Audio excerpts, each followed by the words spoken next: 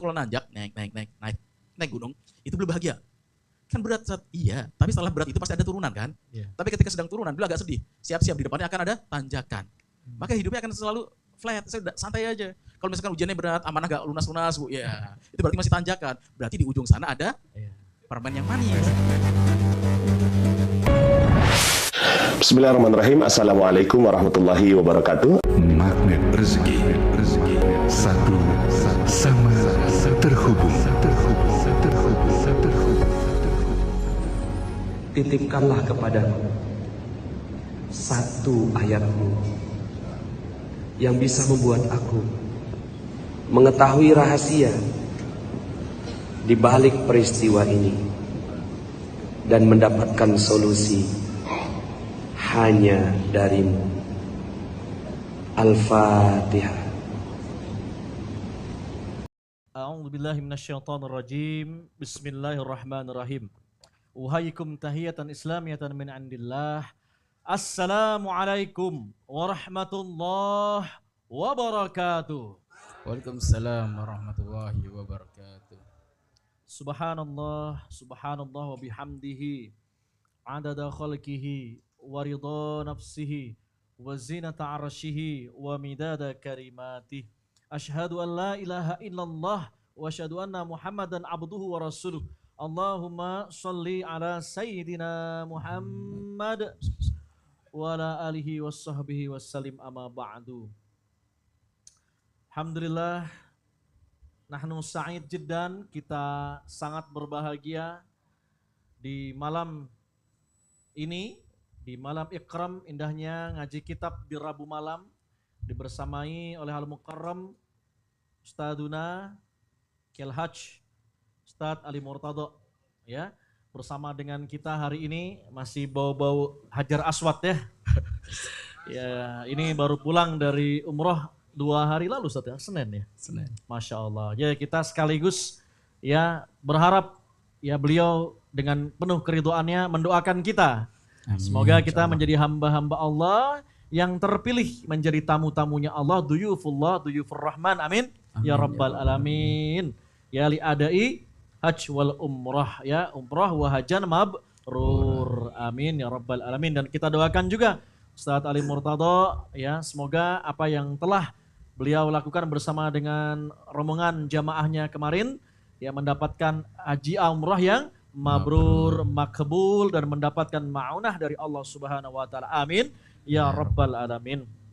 Selawat dan salam senantiasa kita parselkan ya kepada Nabi besar Muhammad SAW, ya yang tentu saja kita yang terus kangen sama Nabi, yang kita terus menginginkan syafaatnya Nabi, yang terus mendambakan ya sampai nanti akhirnya kita masuk surga bersama Rasulullah. Semoga lisan kita terus basah, hati kita terus rindu, ishtaqan qalbi ya kepada Nabi Muhammad SAW. Dan sekali lagi dengan berharap doa, mudah-mudahan kita bisa bertemu ya ziarah Nabi di rumah Nabi atau sekarang menjadi makamnya Nabi di bawah kubah hijau ya di Masjid Nabawi. Amin ya Rabbal Alamin. Dan al-mukarramun ayuhal asatidah, ya guru-guru kami, bapak-bapak, ibu-ibu ya, para pengurus yang ada baik di Magnet Rizki, ya wabil khusus founder ya Ustadz Nasrullah. Semoga Allah berikan kesehatan, ketinggian derajat, keberkahan, dan apa yang diimpikan untuk maslahat umat Allah mudahkan, Allah wujudkan. Amin ya Rabbal Alamin. Dan semoga yang kurang-kurang sehat hari ini, baik yang online ataupun yang sekarang ini datang dengan penuh perjuangan, Allah tambah ganjarannya berkali lipat untuk teman-teman semua yang hadir di sini. Amin. Amin ya Rabbal Alamin. Jamaah ikram yang disayang Allah, yang kaya hatinya, ya selamat datang sekali lagi, ahlan wa sahlan bikudumikum ila Magnet Rizki Center ya. Bagi yang online seperti biasa, silahkan sebutkan nama, daerah, dan kul hadir ya. Nama daerahnya dan katakan minal hadirin, atau nama misalkan Aang Ahmad Tiar ya dari Tangerang ya hadir. Nah, coba ketik di komennya tanda kehadiran kita ya. Nah, dengannya mudah-mudahan Allah berikan kepada kita ya kesempatan, peluang terbaik asal kita membuka mata, telinga, dan membuka hati kita, insya Allah terbuka ya semua yang kita dambakan dari Allah Subhanahu wa taala. Ya. Iya. Ribuan malaikat nih, malaikat sayyarah katanya yang meliputi dalam majelis ilmu ini yang akan mengamini betul apa yang sedang kita proyeksikan, apa yang sedang kita fokuskan hari ini. Dengan itu tambah hati yang tenang, maka Masya Allah. Ya, sambil mendengarkan tasmi, taklim, apa yang disampaikan wabil khusus oleh guru kita Ustadz Ali Murtada pada malam hari ini, mudah-mudahan itu menjadi saksi sehingga kita pantas untuk mendapatkan hasanah dunia dan hasanah di akhirat.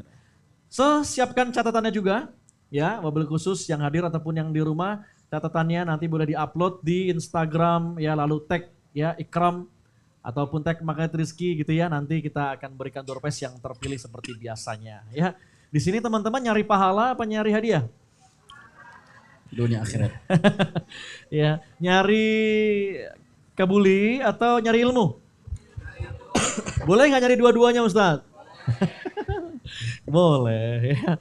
Nah, tapi saat insya Allah kalau kita mencarinya itu urusan akhirat, maka dunia itu goal exceeding, bahasa kerennya. Dunianya pasti terlampaui. Kalau kita sekarang ini punya goal-goal, impian-impian yang sifatnya masih keduniawiaan. Siapa di sini yang mau mobil? Katakan saya. Siapa yang mau rumahnya tambah? Katakan saya. Siapa yang mau 5 miliar per bulan? Katakan saya. Iya, anak kita ditanya juga mau semua. Nah, caranya gimana? Caranya kejar akhirat. Di antaranya dengan ikut majelis ilmu. Majelis ilmu kejar akhirat. Kalau udah ngejar akhirat, ya kan? Ibarat kata ini adalah akhiratnya. Ini kita di sini nih kan. Ngejarnya siapa? Allah kan. Ujungnya daripada kehidupan kita adalah liqa Allah kan. Di surga. Ya kan? Ketemu Allah di surga. Gak mungkin Allah mau nemuin kita di neraka. Nah, ini kita masih di dunia nih di sini nih. Mau lompat ceritanya, ya kan? Tapi kita masih berkutat aja sama impian-impian dunia. Akhirnya tidak mudah untuk kita mencapainya. Tapi kalau menujunya kepada Allah, di mana itu adalah akhirat di surganya Allah Subhanahu wa taala, maka pasti terlampaui ke sini. Kenapa? Kita tujuan akhirat. Dunianya pasti terlampaui, itu yang disebut dengan goal exceeding. Ya, selama ini kenapa kok kita nggak mudah ya Ustaz ya mencapai dunia kita, ya sekedar cuman pengen, nggak usah 5 miliar Ustaz, ya 5 juta aja lah, 50 juta aja, itu kok sampai tergopoh-gopoh, ya itu. Coba kita koreksi tujuan kita apa, ya kan? Nah, mudah-mudahan teman-teman jamaah Ikram hadir di sini, fokus, buka mata, telinga dan hati, ya, mengenali potensi dirinya. Mengenali apa?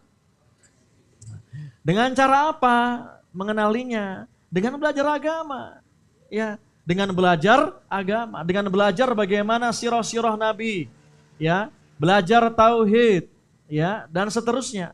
Sehingga kita tahu nih siapa diri kita sesungguhnya, potensi diri kita sesungguhnya, ya. Nah, kalau udah mengenal dirinya, wa fi anfusikum afala tubsirun, kan gitu kata Allah. Di dalam dirimu tidakkah kamu melihatnya?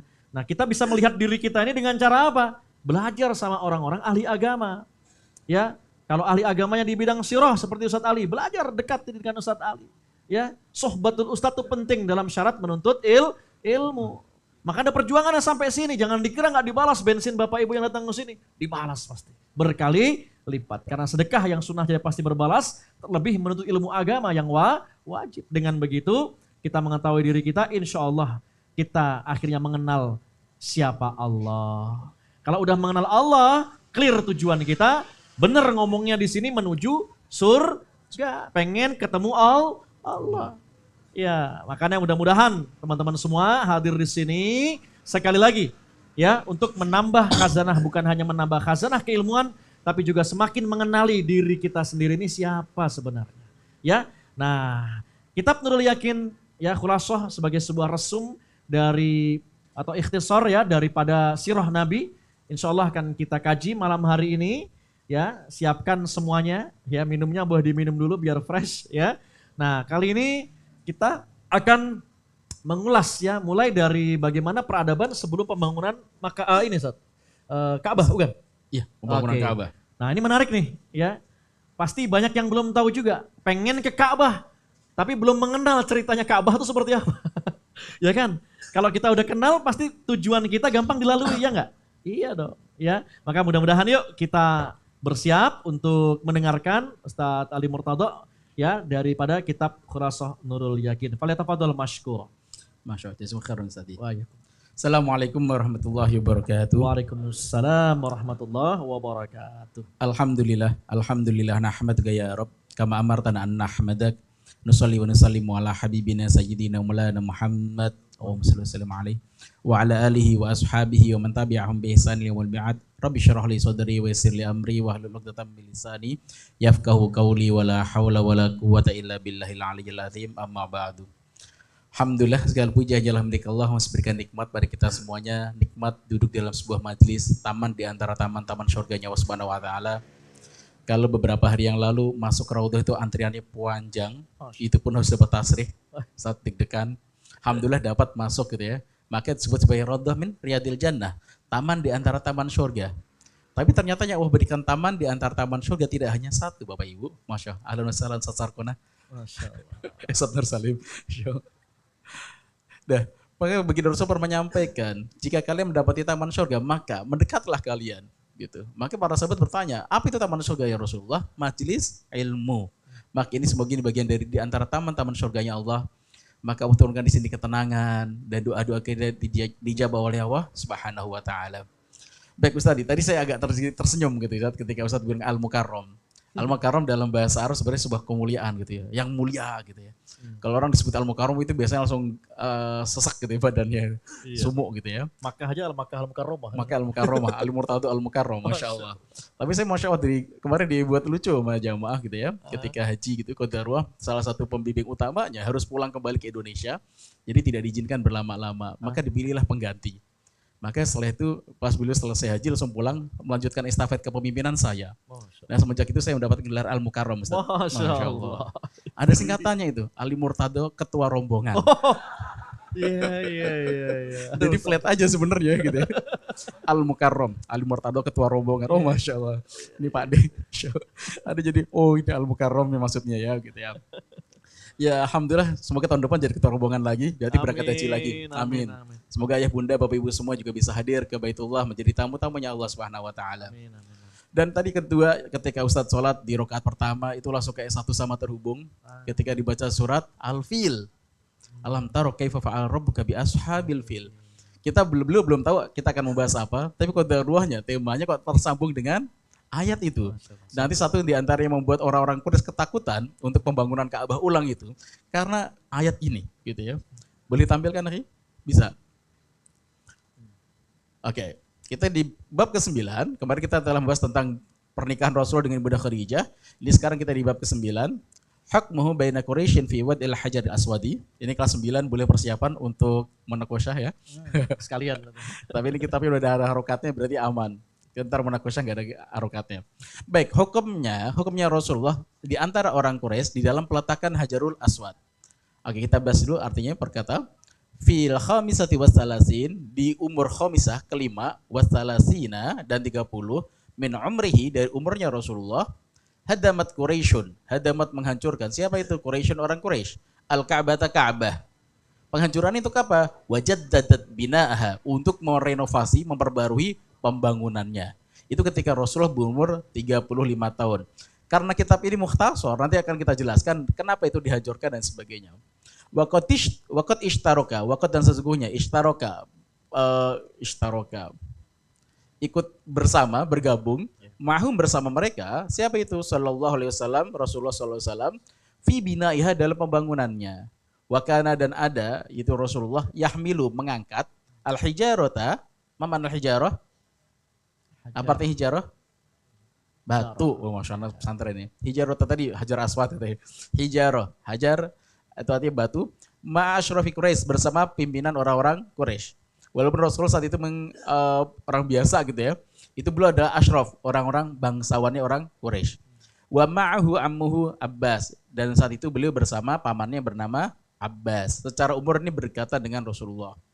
Kita baca dulu semuanya. Waqtalafat, maka berselisih paham. Siapa itu Quraisy, orang Quraisy? Fiman, terhadap orang yad'u meletakkan al-hajar al-aswad, hajar aswad, maka nahu pada tempatnya lagi. Tsumma kemudian ittafaku, mereka berittifak ala ayyakuna, agar menjadi al-hukmu, ketetapan itu awwala dakhilin minal masjid. Siapa yang masuk pertama kali masjid, maka dia membuat hukum.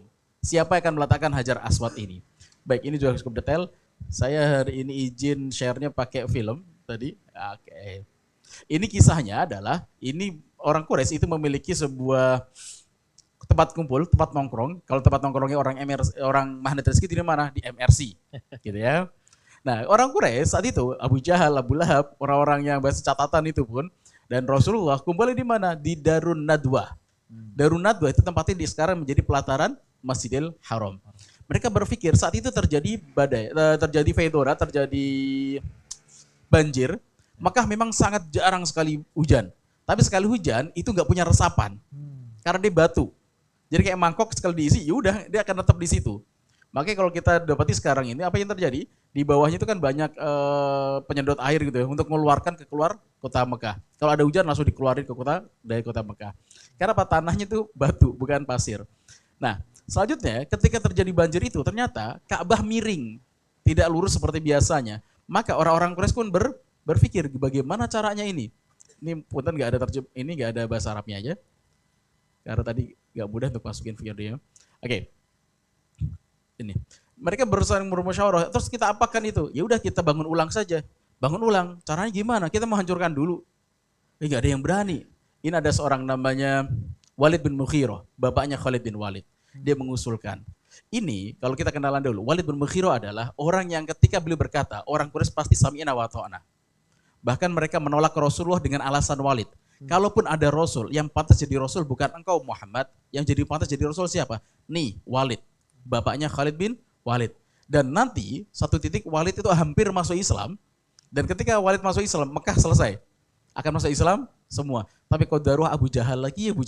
Maka nggak jadi masuk Islam gara-gara Abu Jahal, provokator hebatnya. Nah, saat itu orang-orang nggak ada yang berani mendekat ke Ka'bah. Bagaimana mungkin kami berani mendekat ke Ka'bah? Itu kan Ka'bah miring.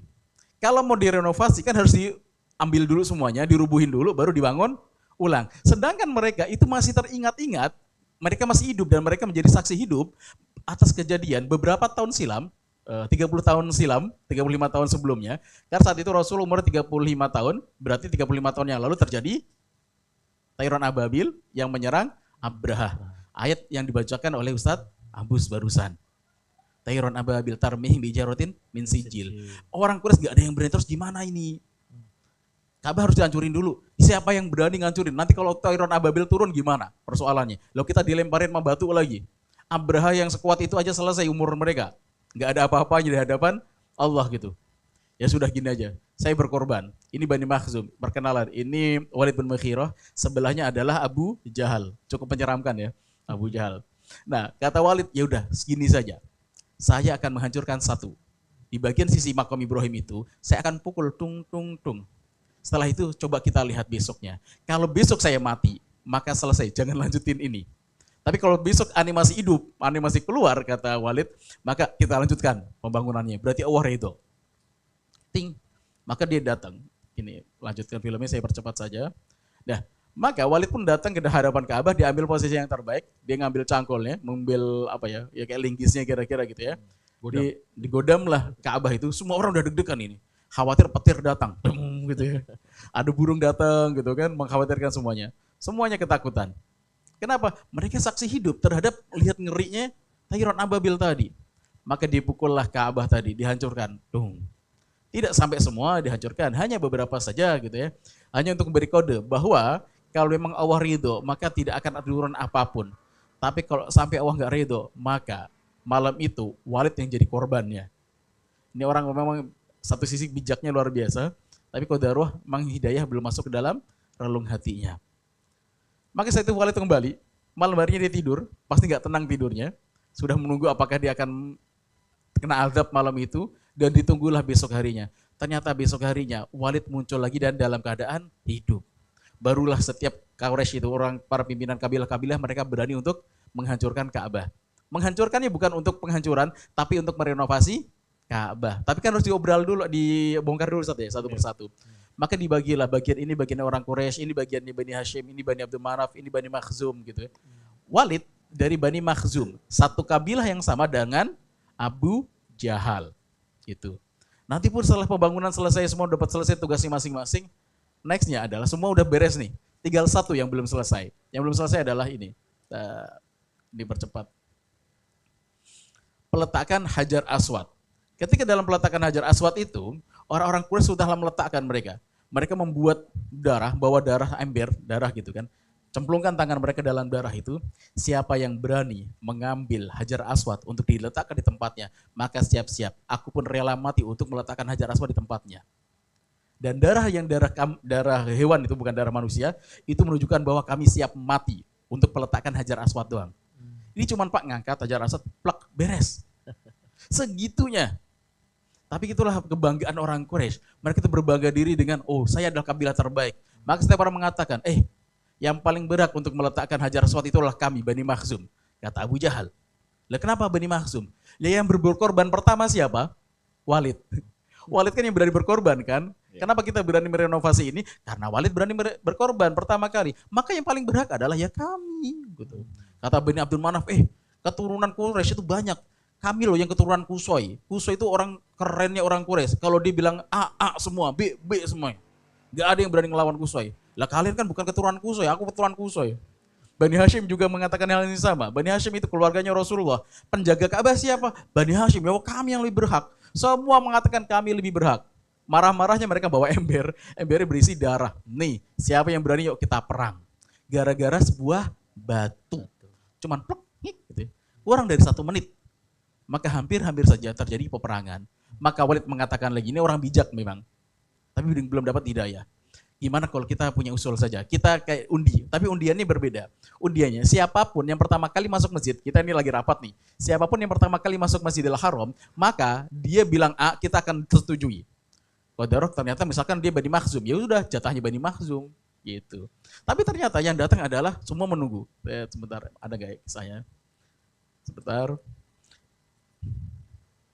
Oke, nah ketika semua menunggu, diliatin, udah tunjuk sana ya, gitu. Semua ngeliatin siapa kira-kira yang akan datang pertama kali. Ternyata yang datang adalah baginda Rasulullah Sallallahu Alaihi Wasallam.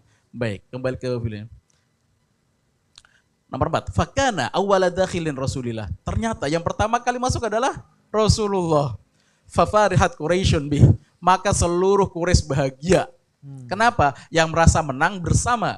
Coba, nggak cuma Bani Hashim sebagai kabilahnya Rasulullah bahagia, iya. Tapi Bani Makhzum pun bahagia. Kenapa? Yang muncul adalah Rasulullah. Kita tahu track record-nya. Kalau misalkan dari yang muncul adalah anaknya Abu Jahal, misalkan Ikrimah datang, weh anak saya tuh datang, pasti yang terpilih saya Abu Jahal yang akan ngambil Hajar Aswad itu. Maka yang lain akan sedih, ya bukan jatah kami, gitu. Tapi ketika yang datang adalah Rasulullah, fafarihat Quraisyun. Maka seluruh orang Quraisy bahagia. Pasti ini orang bijak, pasti ini orang adil. Dan mereka mengatakan waqalu, dan kami berkata radina bil amin, dan mereka mengatakan radina, kami redho bil amin terhadap orang yang sangat terpercaya ini. Maka apa yang dilakukan Rasulullah? Ini kecerdasan Rasulullah, fatwa Rasulullah.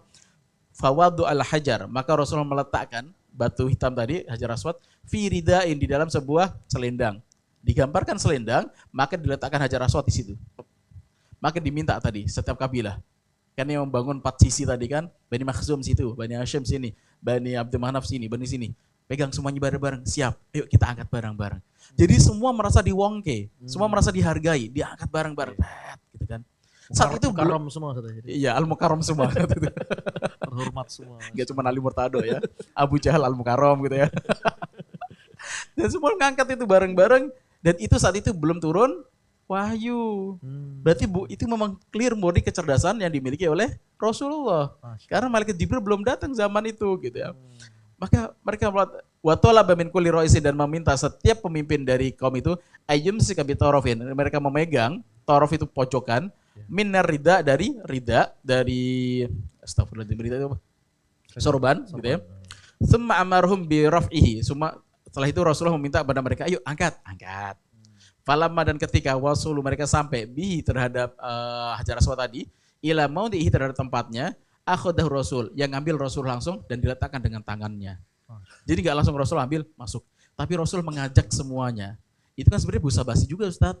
Ya itu tapi yang menyelamatkan. Kan cuma tinggal ngambil plek gitu doang kan. Kenapa nggak dipilih yang lain misalkan gitu? Udah kita pasang 5 kali aja gimana? Pasang, copot lagi, semua manggil gitu. Kan bisa aja juga. Tapi ternyata itu yang dilakukan Rasulullah dan itu membuat ridho semuanya. Maka diletakkan oleh Rasulullah.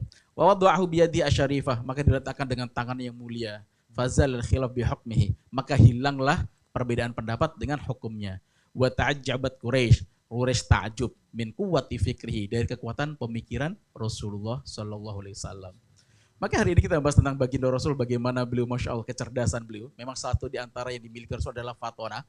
Ada faton kecerdasan itu, bagaimana menganalisa sebuah hukum, menganalisa sebuah keadaan, agar menjadi solusi yang bisa menjadi solusi bersama. Nah ini kisah filmnya seperti ini kira-kira digambarkan. Maka diletakkan dalam rida, diangkat bersama-sama. Ini pastinya Rasul tidak ditampilkan di sini.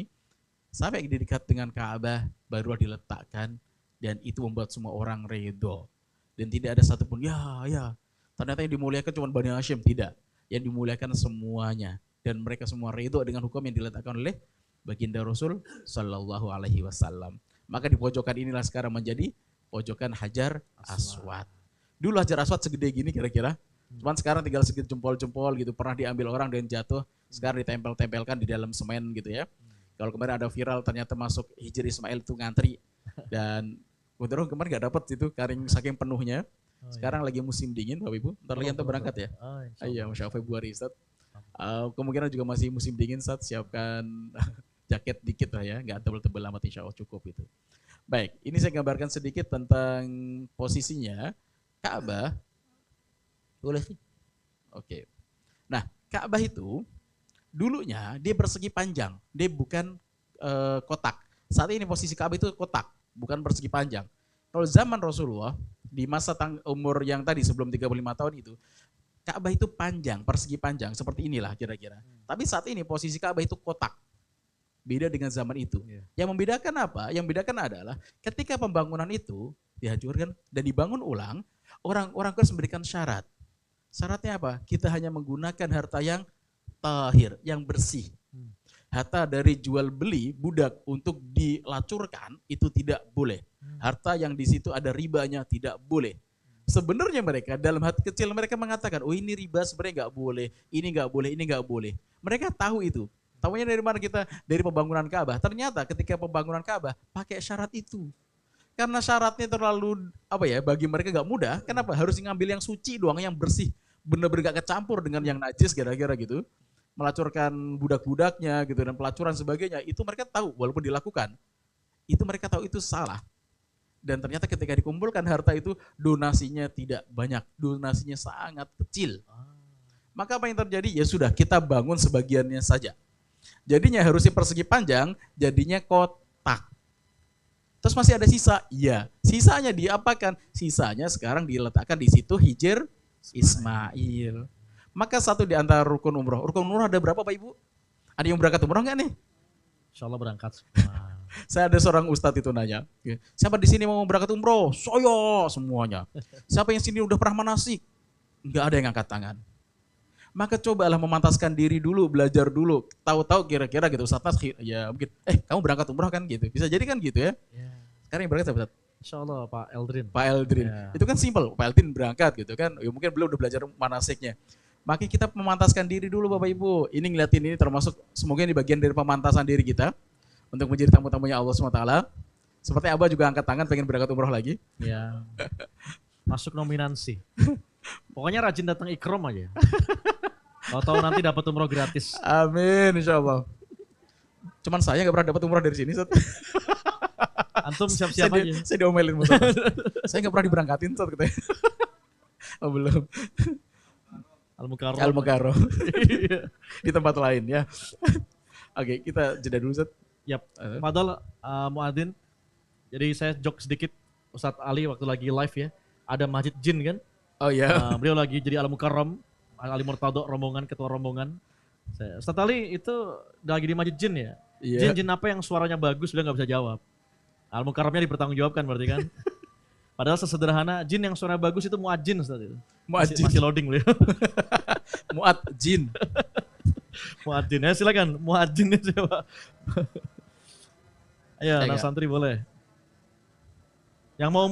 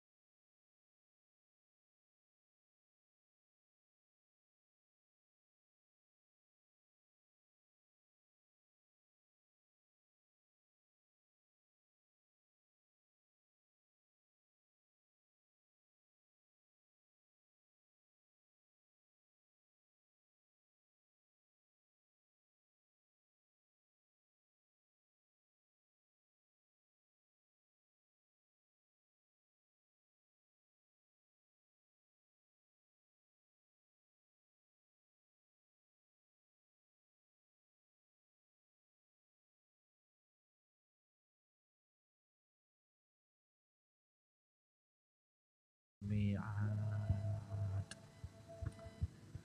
Tip, alhamdulillah jamaah ikram yang disayang Allah, yang kaya hatinya, masih bersama dengan Ustadz Ali Murtado Al-Mukarram ya.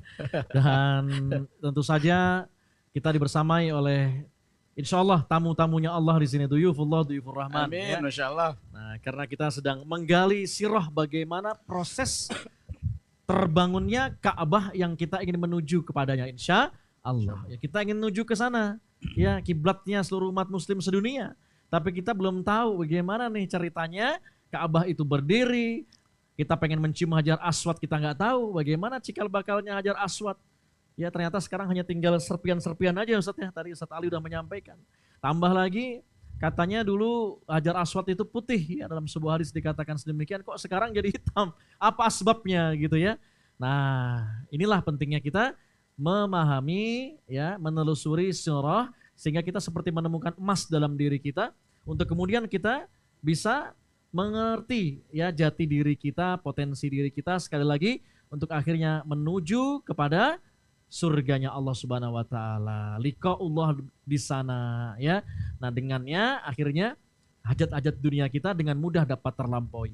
Lantaran kita sudah kenal diri kita, kenal Allah, akhirnya kita mendapatkan surga sebelum surga yang sesungguhnya. Masya Allah. Maka Bapak Ibu semua sudah berada di channel yang tepat ya, di MRTV ataupun di channel Ikram ini bersama dengan Ustaz Ali Murtado. Kita lanjutkan ya kitab Khulasah Nurul Yakin dalam bab bagaimana proses pendirian Ka'bah dan Hajar Aswad. Fadhal Ustaz. Baik, izin Ustaz ya, nambahkan. Baru nanti setelah ini kita akan diskusikan. Jadi, akhi boleh tampilannya lagi. Nah, dulu Hajar Aswad itu panjang, persegi panjang dengan dua pintu bagian saat ini, Ka'bah, ini pintu maksudnya. Ka'bah. Yang sebelahnya ada Hajar Aswad, ini posisinya. Oh, kursor saya nggak kelihatan ya. Oke, yang paling dekat sini ini adalah pintu Hajar Aswad, yang dekat dengan Hajar Aswad itu. Dan sebelah sana sebenarnya ada dua pintu. Jadi nggak hoax jika ada foto bertebaran bahwa dulu di masa Nabi Ibrahim pintunya ada dua dan pintunya di bawah. Baru di masa nanti pembangunan ulang pintu itu agak ke atas. Jadi masuk ke Ka'bah itu harus pakai tangga khusus. Sebelumnya di bawah. Dan ini adalah bagian dari simbol saja. Apakah kita menyembah Ka'bah? Tidak sama sekali. Itu simbol kita mengarah satu titik yang sama. Ya. Yang kita sembah sama semuanya itu Allah Subhanahu wa taala. Dan dulu adalah dia persegi panjang, sekarang menjadi kotak. Nah, tersisa sekitar mungkin 3 meteran mungkin ya untuk ke area sisi Hijr Ismail itu. Yang lagi viral adalah boleh ngantri. Setahu saya mungkin waktu duha mungkin. Waktu duha mungkin bisa ngantri karena agak longgar. Tapi kalau waktu padat nggak mungkin ngantri karena pasti akan desek-desekan dengan yang lain. Nah, di situ Ibu Aisyah pernah bercerita, ya Rasulullah setelah Fatu Makkah, aku pengen dong masuk Hajar Aswad, pengen sholat dalam Ka'bah. Hayu, kata Rasulullah. Diajak gitu kan. Ternyata berharapnya itu dibukain pintu Ka'bah masuk ke dalam. Tapi ternyata enggak. Diajak kemana? Hijr Ismail. Sini lah, kok di sini ya Rasul? Ini bagian dari pondasi Ka'bah. Cuman kaummu dulu ketika mengumpulkan harta itu tidak sampai ke ujung. Duitnya kurang, yang bersih. Makanya sampai sini doang. Maka dibatasin di dalam adalah dalam Ka'bah. Gitu. Makanya salah satu di antara rukun tadi, rukun umroh ada berapa? 5. Bapak Ibu gini, rukun umroh ada 5. 1, ihram atau niat. 2, tawaf. Luar biasa Ibu. 3, sa'i. 4, tahalul. 5, tertib. Wah. Nah, Masya Allah. Berangkat besok semua insya Allah. Amin. Insya Allah. Hafal manasiknya. Udah tinggal praktek ini mah. Ya. Nah, di rukun umroh itu ada tawaf. Hukum tawaf itu boleh sah ketika kita tawaf di luar Ka'bah. Maka pertanyaan menarik, emang kita bisa masuk Ka'bah? Bisa. Kapan? Ketika masuk Hijr Ismail. Makanya jangan masuk Hijr Ismail. Bahkan tangan kita ketika misalkan ini Ka'bah, sambil jalan kita deket kosong banget, nempel nih tangan nih. Ini bagian tubuh kita masuk area Ka'bah, nggak boleh. Iseng gitu ya, nggak Iseng, boleh. Iya Kena ini Hajar Ismail ya. Iya, nggak boleh.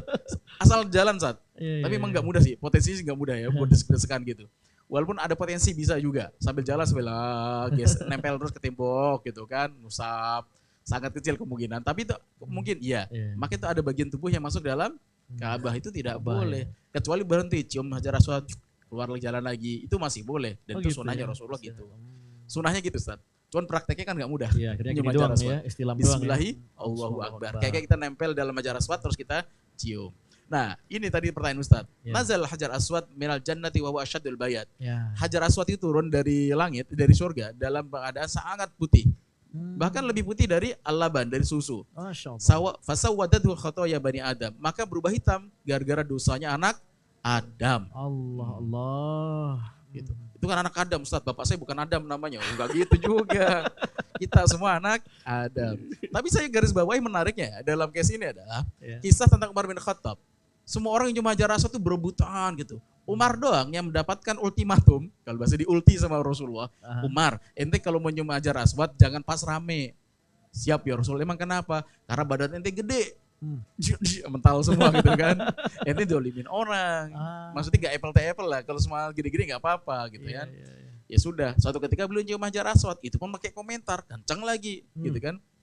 Kalau gak salah Abdullah bin Umar, anaknya yang meriwayatkan. Innaka la hajar. Jadi mau nyium hajar aswad masih ngomong, itu cuman batu ya. Kalau Rasulullah gak menciummu, aku gak akan pernah menciummu. Udah. Mau nyium aja tuh gak maksudnya al-mukarram itu bukan penghormatan gitu ya. Al-mukarram itu bercandaan nih bahasanya. Kenapa ini jadi mukarram, jadi mulia? Karena Rasulullah menciumnya. Jadi kenapa itu jadi indah itu? Ya karena Rasulullah menghadirkan mahabbah, cinta kepada Rasul itu yang penting. Sering saya ceritakan ketika Sayyidina Ali melewati sebuah jalan, beliau ngerunduk gitu kan. Sesimpel itu. Maka para sahabat nanya, "Loh kenapa ngerunduk wahai Ali?" Enggak, itu kan enggak ada apa-apa. Iya, cuman dulu ketika aku bersama Rasulullah lewat jalan sini, di situ ada ranting yang menjulur ke jalanan. Dan Rasulullah harus merundukkan kepala beliau untuk melewati jalan ini. Dan kenanganku bersama Rasulullah itu yang buatku aku ngerunduk. Sesimpel itu. Tema tentang mahabbah itu tema yang tertinggi Bapak Ibu.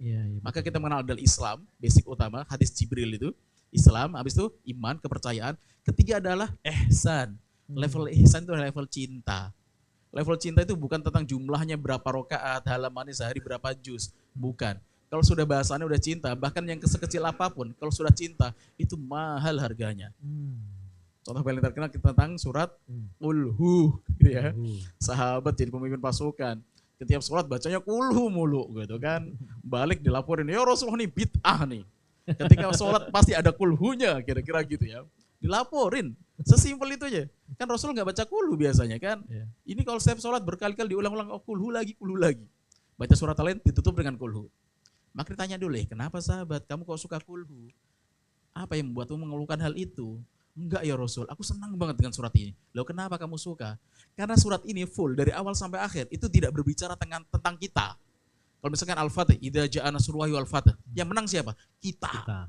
Gitu kan? Alam nashrah laka sadrak. Yang di lapangan hatinya siapa? Kita. Tapi ayat ini dari awal sampai akhir itu berbicara tentang sifat-sifat Tuhanku. Dan aku seneng banget dengan surat itu. Masya Allah. Gak pakai lama itu. Beberapa detik kemudian malaikat Jibril turun. Menyampaikan kepada Rasulullah. Ya Rasulullah sampaikan kepadanya bahwa Allah mencintainya. Sebagaimana dia mencintai Rabbnya.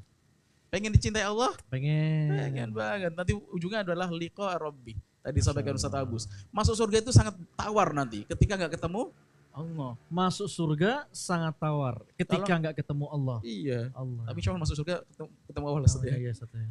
Kenapa? Justru karena itu setia, kenikmatan tertinggi. Ketika bertemu dengan Allah Subhanahu wa taala. Gitu.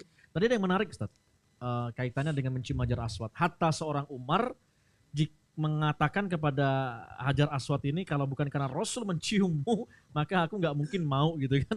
Nah itu sampai sedemikian ya. Sekarang kita lihat nih fenomena orang mau mencium Hajar Aswad, tapi dia nggak peduli dengan orang-orang sekitarnya. Bukankah mereka jauh lebih mulia sebagai mutawif, para mutawif itu kan, dibandingkan Hajar Aswad itu sendiri. Artinya kita tahu ya, Bapak Ibu di sini kan banyak yang alumni training magnet Rizki. Sudah tahu satu ilmu namanya terumbu karang. Ya, terumbu karang itu di mana Allah titipkan rezeki untuk ikan. Nah kalau kita Allah titipkan rezeki di kemuliaan dan kebahagiaan orang lain karena kita. Jadi terumbu karangnya manusia itu ya. Nah sekarang banyak tuh jamaah ya yang bernafsu pengen nyium Hajar Aswad ya, mumpung lagi di Makkah Al-Mukarramah gitu kan, mumpung lagi ada di Masjidil Haram, lalu dia dengan segenap kekuatannya, bahkan ada yang pakai caluk katanya Ustaz ya. Pengalaman Ustaz. Enggak, justru saya menghindari ya, itu pakai berbagai macam kekuatan, termasuk kekuatan orang ya, kekuatan orang yang dibayarnya itu untuk sampai ke sana. Tapi sikut kanan, sikut kiri, wah ada yang sampai terpental karena sikutannya. Nah, itu bagaimana Ustaz kira-kira tuh kondisi, apakah yang dicontohkan oleh Rasulullah? Kan itu ya pertanyaannya. Fadhol Ustaz. Baik. Jadi ketika dua kebaikan tidak layak untuk dipertentangkan, tapi coba dicari istimanya di mana. Kayak Sayyidina Umar bin Khattab, desek-desekan itu tidak hanya masa sekarang Ustaz. Di masa Rasulullah sudah ada. Maka kita mengenal hadis yang disampaikan Sayyidina Rasulullah kepada Sayyidina Umar. Umar, kalau ente mau nyium Hajar Aswad, cari waktu yang agak longgar, kan gitu. Advice-nya Rasul gitu ya. Tadi yang disampaikan ya. Makanya kenapa kalau misalkan beliau ikut dalam rombongan umum ya mental semua orang-orang itu kalah dengan Sayyidina Umar bin Khattab karena besar gitu. Maka ya desakan-desakan itu dari zaman dulu ada dan Rasulullah tidak melarangnya. Bahwa sesungguhnya mencium Hajar Aswad bagian dari kesunahan, tetapi cara menciumnya inilah yang menjadi concern kita. Maka gini Bapak Ibu, kan ini insya Allah pengalaman semua. Ini kan anak rocker kan, rombongan kereta. Kalau rombongan kereta sudah padat banget, posisi tangan Bapak Ibu gimana? Gini. Bisa gini ya. Iya kan? Posisinya defense. Oh Pak Ang hafal banget ini, pagi sore. Jadi gini ya, nggak ada jab apalagi uppercut nggak ada ya. Jadi diskusikan boleh, tapi itu senam alih. Nah, intinya adalah kita nggak sesak nafas, udah gitu. Bapak maju aja, maju menikmatin gitu. Nah, setiap usaha, setiap hasil yang berasal dari sebuah ikhtiar yang nggak mudah, pasti nilainya tinggi. Coba deh, Bapak Ibu silakan Hajar Aswad, silakan. Nggak seru itu kenangannya, gimana dulu? Dipersilahkan doang, kagak seru. Pernah suatu ketika lagi jalan-jalan, mau salam ke baginda Rasul. Zaman itu belum ada tasrih. Lagi jalan gitu kan, salam Rasul. Tahu-tahu raudhah kosong. Fadl, suruh masuk. Masuk itu ya datar doang. Ya Allah gitu doang. Kagak ada tetesan air mata gitu kan. Kenapa? Gak ada perjuangannya. Gak ada perjuangan. Sebelumnya kan perjuangan sampai satu, kan dulu kan pakai slot-slot kan. Blok 1 dibuka, masuk. Blok 2 tahan dulu. Kalau sekarang kan gak gitu kan. Sekarang lebih tenang gitu kan. Tapi perjuangan yang antrinya panjang gitu. Itu rasanya ada beda Ustadz. Gitu. Poinnya adalah jangan sampai pas orang pada berjalan kita sikut belakang gitu kan. Atau kita ngelokain orang sekitar kanan kiri kita, itu yang tidak boleh. Tapi mencium Hajar Aswad bagian ya ikhtiroman kita bahasanya ya. Ya masa gak diusahain sih gitu loh. Datang kepada Allah Subhanahu wa taala. Saya suka logikanya Gus Bah kan gini. Bapak Ibu, apa hukumnya orang lari untuk ngejar rakaat? Misalkan orang imamnya lagi ruku nih, Bapak Ibu lari, ikut ruku. Kan biar dapat 1 rakaat kan? Iya. Walaupun ngos-ngosan tuh. Hukum dasarnya apa? Sunnah, suruh lari atau makruh atau wajib atau haram? Ya, yang betul jawabannya dapat ini apa namanya? Kue. Makruh. Maka nggak boleh lari. Ternyata nggak boleh itu.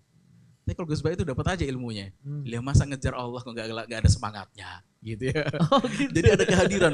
Itu bentuk ekspresinya adalah lari. Kenapa? Saya senang biar bersegera bersama Allah. Kan pahala jamaah itu kan pahalanya setiap orang berbeda-beda. Ketika orang takbir bersama Allahu Akbar gitu kan. Ntar nungguin aja deh, pas mau rukuk baru takbir. Kayak misalkan kerjaan anak-anak kan ketika pas taraweh gitu kan. Apa taraweh khataman 1 juz gitu kan. Ntar lagi juga rukuk, pas rukuk aja baru bangun. Itu pahalanya beda gitu ya.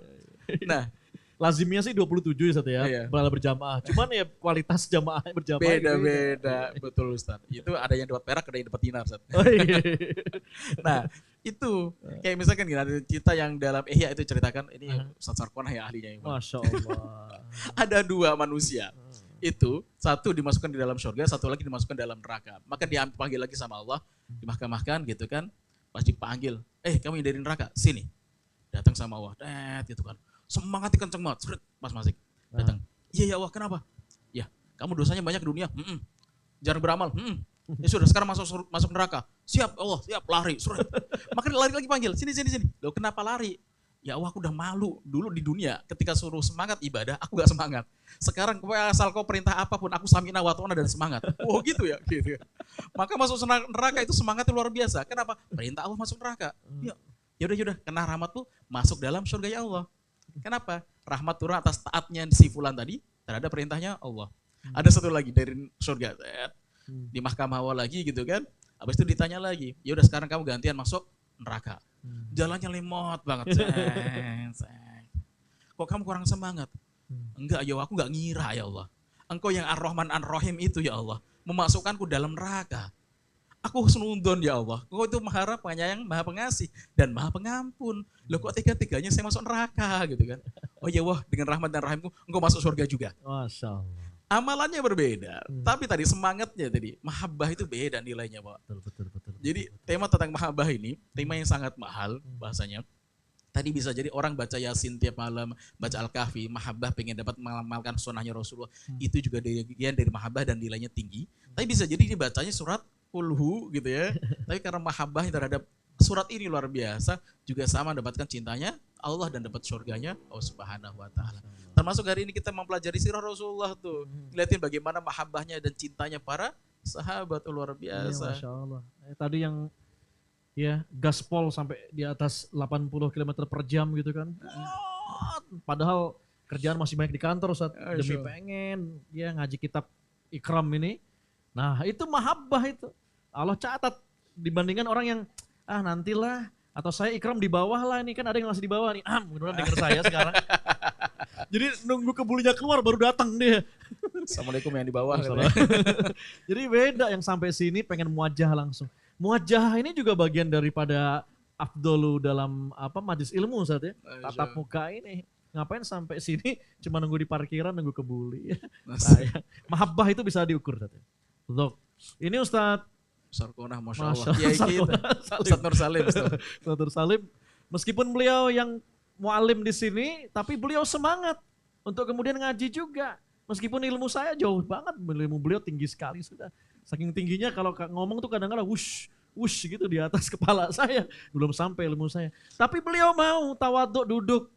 Kita malu, saya malu gitu kan sebagai murid gitu kan lihat. Nah itulah bagian daripada mahabbah. Semangat. Allah melihat bagaimana semangat kita dalam berproses berjuang menuntut ilmu. Ya, Masya Allah. Baik. Ini ada yang dari live dari LA USA, Ustaz. Masya Allah. Ya, menunggu azan subuh di sana. Ini mahabbah nih. Dari USA, LA. Ya, mungkin di sekitarnya orang-orang lagi pada dugem itu kan di LA USA. Dia nunggu azan subuh sambil dengerin Ikram. Masya Allah. Ini namanya mahabbah. Ya, malu gak kita sama orang-orang kayak gini? Masya Allah. Malu. Ya, jadi kalau satu kali nggak datang Ikram aja, harusnya ada rasa nyesel. Iya nggak sih? Iya, Masya Allah. Lanjut Ustaz, ini masih erat kaitannya dengan Ka'bah nih. Yang mau sambil tanya, saya beri kesempatan nih ya. Nah, baik yang di sini ataupun yang online ya. Kita buka dulu pertanyaan Ustaz. Siap Ustaz. Nah, tafadhol silahkan. Pak siapa, dari mana, apa pertanyaannya? Boleh dikasih mic-nya? Oke. Ya. Terus. Ya. Bismillahirrahmanirrahim. Assalamualaikum warahmatullahi wabarakatuh. Waalaikumsalam. Saya Agung Ustadz dari Limo. Oh, Pak Agung. Tetangganya Pak Agung juga. Iya. Sirah Nabawi ini memang sangat menarik ya Ustadz. Semakin kita mempelajari semakin banyak hal yang baru bagi saya. Salah satunya tadi nih Ustadz, yang masalah kaum Quraisy itu ternyata saksi hidup pada kejadian Ababil itu. Nah pertanyaan saya Ustadz, dia udah saksi hidup itu dan melihat keajaiban itu dari Allah. Kenapa nggak bisa beriman sama Allah? Bagus. Terima kasih Ustaz. Assalamualaikum warahmatullahi wabarakatuh. Jadi, iya mereka menjadi saksi bagaimana burung-burung ababil itu menghujam ya Raja Lalim saat itu. Nah kenapa nggak dapat hidayah saat itu gitu ya? Iya, kenapa ya Ustaz? Itu dia. Ustaz kenapa Ustaz? Baik, paham gini. Ketika teror Ababil turun itu, sudah ada Rasulullah belum? Belum. Rasulullah dilahirkan di tahun itu, gitu ya. Kenapa Rasulullah lahir di tahun gajah? Karena kejadian itu. Berarti setelah kejadian ini, baru mungkin beberapa bulan kemudian Rasulullah dilahirkan. Oke. Apakah mereka beriman? Mereka beriman. Imannya kepada siapa? Kepada Allah. Hanya persoalannya, istilahnya orang kafir itu sebagai, kan istilahnya orang Quraisy itu musyrik Quraisy. Apa kata musyrik? Orang yang menyekutukan. Mereka itu beragama Hanifiyah, beragama Nabi Ibrahim. Lurus ya Hanifiyah. Ya. Hanifiyah lurus, kalau Hanafiyah itu namanya Istafel. Oke. Nah, itu apa yang mereka lakukan? Mereka beragama agama Nabi Ibrahim, Hanifiyah, dan mereka melakukan haji, melakukan umroh, sunat, itu ada mereka lakukan. Hanya memang jarak Nabi Ibrahim dengan Nabi Muhammad ini kan terlampau nggak deket kan? Yeah. Ibnu Abbas pernah ngitung jarak Rasul dengan Nabi Isa itu kan beliau lahir di tahun 600 Masehi, berarti jaraknya 600 tahun. Nabi Isa ke Nabi Musa 1200 tahun. Nabi Musa ke Nabi Ibrahim itu 2400 tahun. Itu jaraknya 4800 tahun. Jadi setelah itu gak ada Nabi. Kan jaraknya terlampau jauh. Jadi banyak yang agak-agak kabur dalam syariat mereka. Nah, apakah mereka beriman? Mereka beriman kepada Rabbul Ka'bah, Tuhannya Ka'bah, yaitu Allah. Hanya saat itu memang ada Lata, Uzza dan Hubal. Ini dosanya Qusay. Qusay bin Kilab itu pernah datang ke Syam, bahasa kita saat ini di Suriah. Zaman itu itu di bawah Romawi. nama-nama berhala ya, Iya. nama yang tadi ya. Lata, Uzza dan Hubal. Pas sampai di sana ngeliatin, loh kok beda peradabannya. Di Mekah batunya warna hitam, tumpukannya gitu-gitu, sederhana sekali. Sampai di Syam, ternyata luar biasa. Saya yang zaman now aja, itu di Libya itu ada namanya Leptis Magna. Leptis Magna itu kayak kerajaannya orang-orang Romawi, itu mikir gimana dulu orang bangunnya. Kita mungkin 3 orang harus untuk memeluk tiangnya, dan tingginya itu puluhan meter, Pak. Itu terbuat dari marmer. Dan bagaimana mereka mahatnya, bagaimana berdiriinnya, dan itu keren banget. Nah, orang-orang Arab ini zaman itu juga kaget, kok bisa ada peradaban sekeren ini. Pas kaget, loh kok gimana rahasianya? Oh, kami menyembah Lata ini, untuk berhala-berhala ini. Boleh nggak bawa atu? Bawa deh Hubal. Nah, maka sampai di kota Makkah, minta tuh, kalian pengen peradaban kalian maju? Pengen, gitu kan. Dan zaman itu Zam-Zam pernah hilang, bukan kering, hilang. Karena perpecahan di antara kaum gitu kan, mungkin diserang, maka harta yang paling mahal bagi orang Quraisy apa? Zam-Zam, dikubur, diumpetin gitu kan. Nanti muncul lagi Zam-Zam itu kapan? Ketika Abdul Muthalib, kakek Rasulullah mimpi untuk menggali Zam-Zam, baru muncul lagi. Nah, barulah mereka menyembah Lata, Uzza dan Hubal dan berhala sebagainya. Sebelumnya mereka cuma satu, yaitu Allah Subhanahu wa Ta'ala. Maka dalam film-film pun nanti gak usah kaget kalau misalkan Abu Jahal bilang, wallahi ya Muhammad, Allahnya sama dengan Allah yang kita sembah, wallahi. Cuman ada Lata, Uzza dan Hubal. Bahkan dalam talbiyahnya pun sama, cuman ada tambahannya. Labbaik Allahumma labbaik, labbaik la syarika laka labbaik, innal hamda wan ni'mata laka wal mulk la syarika lak. Kita titik di situ. Bagi orang Quraisy, koma. La syarika lak, tidak ada sekutu bagimu. Illa syarikun huwalak, kecuali sekutu yang engkau miliki. Bahasanya Lata, Uzza dan Hubal itu pengecualian, boleh itu. Itu yang mereka buat-buat, dan itu yang ditolak oleh Allah Subhanahu wa Ta'ala. Nah, mereka beriman dengan Rabb Ka'bah, bahwa Ka'bah itu ada yang melindungi. Itu kan atas ucapan dari Abdul Muthalib. Ketika ketemu dengan Abraha itu saking lihat Abdul Muthalib itu berwibawa banget, beliau lagi di atas singgasana, di atas kursinya gede. Abdul Muthalib datang, itu langsung sungkan beliau. Pengen turun, pengen naikin Abdul Muthalib ke atas. Ini pasti akan dilihatin oleh anak buahnya. Maka apa yang dilakukan beliau? Dia turun, nyari kursi agak bawah yang setara dengan Abdul Muthalib. Kenapa? Ta'zim. Wajah beliau itu ganteng Abdul Muthalib dan sangat berwibawa. Belum ngobrol aja udah membuat Abraha ngedowngrade gitu ya. Maka nanya, wahai Abdul Muthalib, aku pengen menghancurkan Ka'bah dan aku gak pengen bermusuhan dengan kalian. Misiku cuma satu, Ka'bah hancur, maka aku pulang. Kenapa? Abraha punya gereja dibangun, ternyata gak ada yang ngunjungin. Bagus gerejanya. Ka'bah yang gitu-gitu doang gitu kan, yang ngunjungin banyak. Ini babnya bab julid ini ya, sirik gitu ya. Gitu ya. Ya udah, kata Abdul Muthalib, ternyata tadi Abraha sudah sangat mengidolakan Abdul Muthalib. Ternyata ketika bilang gitu, aku pengen hancurin Ka'bah. Kata Abdul Muthalib, ya silahkan. Itu silahkan hancurin saja. Cuman tolong balikin 200 ekor ontaku. Jadi Abdul Muthalib kan punya onta, itu lagi digembalain. Ketemu dengan Abraha, ditangkap semua ontanya. Ya dijadiin ghanimah gitu kan. Kata Abdul Muthalib, balikin ontaku yang 200. Maka Abraha langsung ilfil langsung. Abdul Muthalib, aku pengen ngancurin tempat yang kau sucikan itu. Dan kau gak ngomong itu sama sekali. Ente malah minta kepada diriku 200 ekor onta. Gak sopan itu gitu ya. Aduh gitu kan. Kok gak ente ngomongin, jangan dong. Gak gitu. Kata Abdul Muthalib, silakan. Dia punya Tuhan dia sendiri yang akan melindunginya. Ana Rabbul Ibil. Aku adalah pelindung dari onta. Maka aku minta ontaku. Wal Ka'bah indahul Rabb. Dan Ka'bah itu punya Tuhannya sendiri. Dia melindunginya. Pas mau dihancurin, udah Abdul Muthalib minggir doang ngeliatin. Apa sih yang terjadi ini? Ternyata ada Tayron Ababil. Itu.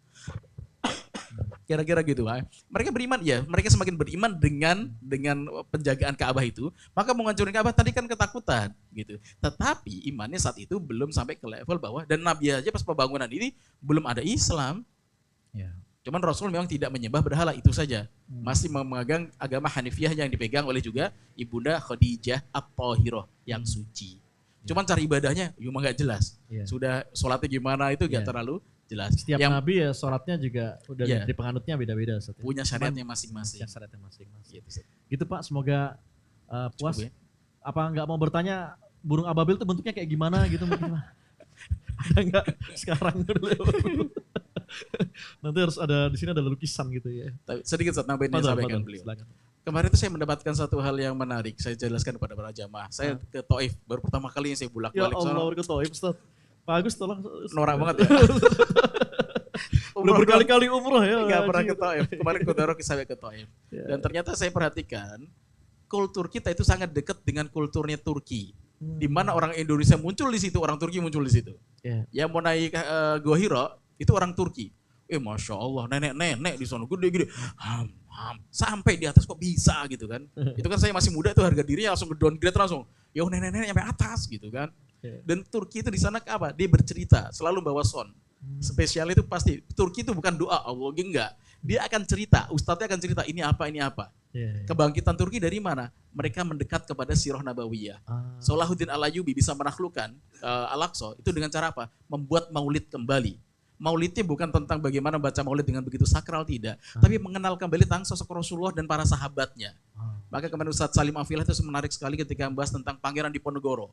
Ini pangeran loh, tinggal di tempat kerajaan loh. Kenapa keluarganya, kakak adiknya sebagainya itu nggak seperti beliau dalam perjuangannya. Beliau mau nggak disiplin. Mau berjuang tidak mudah dalam kehidupannya. Ternyata dipelajari, beliau dari kecilnya bukan dididik di kerajaan, tapi didik di pesantren Tegal Rejo, Magelang kalau nggak salah saja. Itu bersama neneknya gitu. Nah itu di mana satu kitab yang sangat terkenal dibaca oleh Pangeran Diponegoro adalah kitab sirah tentang Sayyidina Hamzah. Oh gitu. Makanya perjuangan dari kecil sudah muncul itu. Muhammad Al-Fatih itu punya guru sirah nabawiyah khusus. Syekh Al-Qurani mengajarkan Al-Quran, Syekh Aqsam Sudin mengajarkan sirah nabawiyah dan ulumul islami. Tapi spesialis sirah nabawiyah. Dari kecil dia lahir sebagai penguasa gitu kan. Kecil dia duduk di bagian Asia, di situ ada bagian Eropa, yaitu bagian Horn itu, yang teluk tanduk gitu. Itu masih dikuasai oleh orang-orang Konstantinopel. Cuma dikasih tahu, Muhammad, ada hadis, Latuf Tahanal Konstantinia, Konstantinopel akan ditaklukkan. Sebaik-baik pemimpin ada pemimpin yang bisa menaklukkannya, dan sebaik-baik pasukan adalah pasukan ikut dalam pasukan itu.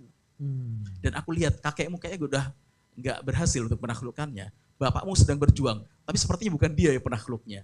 Terus siapa Pak Yai kira-kira itu?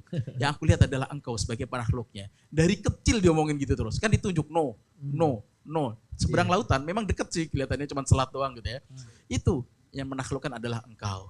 Aku gitu. Maka dari kecil dia memantaskan dirinya. Umur 16 tahun 8 bahasa dikuasai. Ahli senjata, ahli peperangan. Hafiz Quran umur 8. Udah lewat semua kita ya. Itu. Kenapa mulai dari sirah tadi? Maka kemarin ketika kita ada di Taif pertama kali ada Masjid Abdullah bin Abbas gitu kan. Itu orang Turki tuh ngumpul lagi ceritakan Abdullah bin Abbas itu siapa gitu kan. Abdullah bin Abbas adalah mufasir yang cerdas, anak kecil memang di masa itu, dia masih kecil. Tapi Umar bin Khattab itu kalau mau cari tafsir itu pada Abdullah bin Abbas. Ketika ditanya Abdullah bin Abbas, apa tafsirmu tentang surat Al-Fatah? Idza ja'a nasrul Al-Fatah gitu kan. Ketika datang pertolongan Allah dan kemenangan. Semua orang mengatakan itu kemenangan gitu kan. Kemenangan. Fatu Makkah itu. Abdul bin Abbas bilangnya enggak gitu. Surat Al-Fatah itu adalah itu berita duka cita. Loh kok bisa? Iya. Berita duka cita tentang meninggalnya Rasulullah. Ketika ayat ini turun, semua sahabat bahagia. Mungkin ada sekitar 3 yang tidak bahagia. Umar, Abu Bakar, Abdul bin Abbas. Dia kenapa?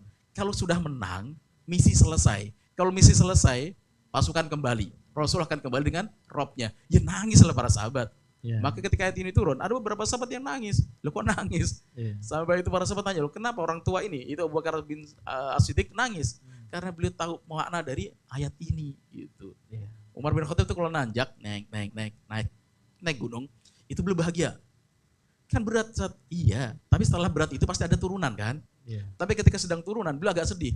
Siap-siap di depannya akan ada tanjakan. Maka hidupnya akan selalu flat, saya udah santai aja. Kalau misalkan ujiannya berat, amanah gak lunas-lunas, Bu, ya itu berarti masih tanjakan. Berarti di ujung sana ada permen yang manis, kan gitu yang diajarkan kan. Lah kok lama Ustaz? Kirain di ujung sana ada yang mau bayarin amanah, harus ada utang. Ya bentuknya apa gitu kan, whatever gitu kan.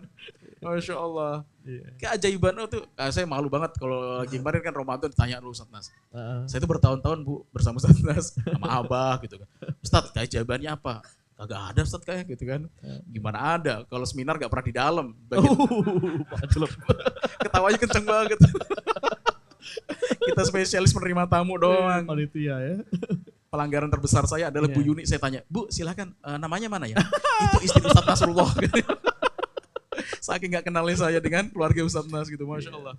Tapi ternyata sekarang saya baru nyadar, ternyata keajaiban saya banyak, cuman gak nyadar. Masya Allah. Kenal Ustadz Nas, saya kenal ya Miro Kolbi gitu kan, bolak-balik umroh sebulan bisa 2 kali, wajib sekali itu. Bayarannya pakai dolar Ustadz, Masya Allah. Gitu kan. Tahun lalu, Dok, berangkat haji ya? Siap Bunda. Pas keluar visa, Masya Allah Bunda, itu $26.000, setara dengan 370 juta haji furoda, wih luar biasa. Masya Allah. Jadi pembimbing, masih dapat uang saku lagi ya Allah gitu kan. Itu banyak keajaiban seperti itu. Cuman kadang kita kurang syukurin tadi. Makanya nanti Bapak Ibu, ada orang wali-wali Allah itu yang masuk surga dengan simpel, dengan makan. Dengan makan? Ustaz. Maka ketika makan tadi suapan itu jangan cepet-cepet habisan. Ya Allah nikmat banget ya Allah, Alhamdulillah. Tuh Syukur jangan cepet-cepet anak-anak santri, pelan-pelan. Ntar banyak bagian dari kita tenang aja, yang penting pelan-pelan. Syukur di setiap lukmah tadi, setiap makanan itu. Kenapa? Masuk surga dengan dua jalur. Satu jalur sabar, setiap musibah yang ada. Atau dengan jalur syukur. Alhamdulillah ya Allah. Daging ternyata lengkuas. Alhamdulillah. Aduh. Tetap semua alhamdulillah. Ini Ustadz Ali makin lucu karena dari Taif kayaknya ya. Dengerin Ustadz Sarkona. Masya Allah, Masya Allah. Begitu Ustadz gara-gara. Alhamdulillah, Masya Allah, tak terasa udah lebih dari jam 8 ini. Kunci kalau teman-teman mudah masuk surga ternyata sabar. Bisa jadi yang sekarang ini jamaah hadirin umat Nabi Muhammad SAW lagi berproses mendapatkan bungkus-bungkus permen, ujian-ujian, amanah-amanah, ya, diuji sama Allah, ya, sabar, maka bisa jadi itu adalah proses mendapatkan syurga. Dan ternyata dengan kita mulai dari syukur, kita biasanya terlalu banyak, ya, pengen banyak hal, hati-hati, yumitul qalb. Terlalu banyak keinginan itu ternyata juga mematikan hati. Maka bagaimana biar hatinya hidup lagi? Berikan ketenangan. Bagaimana cara yang tenang? Mulai fokus dengan apa yang telah Allah beri. Coba ulangin. Mulai fokus dengan apa yang telah Allah beri. Tadi makan begini kan? Alhamdulillah ya Allah nikmat banget. Pikirin, apa lagi? Alhamdulillah bisa hadir di ikram. Apa lagi? Masih bisa? Nafas hari ini, coba tangan kanannya ke atas seperti ini, pegang jantungnya. Masih ada detaknya? Masih. Kalau enggak dicek, jangan-jangan ngambang datang ke sini. Enggak naik lantai 3 ya. Nah, jantung yang berdetak ini keajaiban. Masya Allah, kalau tanya orang kedokteran Bapak Ibu semua jamaah ikram sekalian, ini jantung berdetak memompa luar biasa ya. Lalu bagaimana membuat dari mulai ujung rambut kepala sampai ujung kaki kita itu sampai darah kita. Ya, dan ini detakannya ini sesuai dengan ritme, diatur sedemikian rupa. Satu kali ritmenya tidak sesuai saja, wassalam. Maka inilah bentuk satu keajaiban. Pertanyaan, udah kita syukuri belum nafas dan jantung berdetak hari ini? Itulah, kalau kita udah fokus ke situ, seperti tanah yang subur, diisi nanti dengan benih-benih harapan, benih-benih doa, mudah tumbuh, akhirnya berbuah banyak keajaiban. Selamat bersyukur dan selamat bersabar, termasuk dalam konsistensi di dalam majelis ilmu ikram. Indahnya ngaji kitab ya tiap Rabu malam. Yang belum subscribe dan baru saja menemukan channel ini, silahkan subscribe. Insya Allah Anda akan mendapatkan materi-materi yang terbaik dari channel ini. Insya Allah Anda adalah makhluk yang ajaib. Tinggal kita sempurnakan faktor-faktornya. Dan insya Allah dalam video-video berikutnya kita akan lanjutkan materi ini sampai Anda menemukan potensi terbesar diri Anda dan menjadi makhluk ajaib sebagaimana yang Allah Subhanahu wa Ta'ala inginkan untuk Anda. Sampai jumpa. Assalamualaikum warahmatullahi wabarakatuh.